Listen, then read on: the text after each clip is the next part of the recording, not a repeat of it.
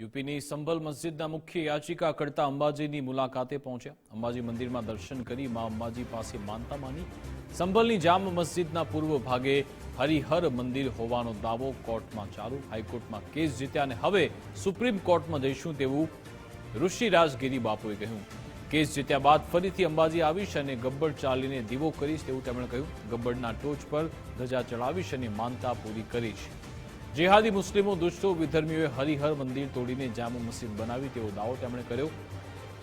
Bulldozer બાબા કે pass હે તેવું તેમણે કહ્યું કે ઇલાજ બુલડોઝર બાબા જોડે છે. હવે પહેલા જેવો સમય નથી રહ્યો કે મુસ્લિમ આકાઓ નુકસાન પહોંચાડી શકે. યુપીમાં યોગી રાજ છે, આજે નહીં તો કાલે ભગવા ધ્વજ સંભલ ખાતે લહેરાશે તેવું કહ્યું.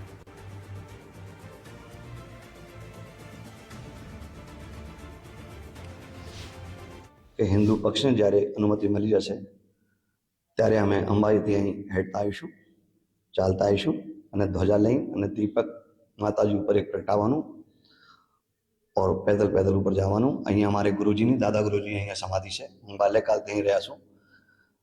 ઘણા સમય હું અહીં ગુફાઓમાં આશ્રમમાં સેવા આપી છે અને અહીંયા ઘણા લોકો જોડે ઓળખાણ પણ છે और सभी लोग अंबाजीना અહીં આજુબાજુના લોકો પ્રેમ પણ રાખે છે और અહીંયા વાદા રાખી છે કે માતાજી જલ્દી से जल्दी અમે કેસ જીતી જઈએ.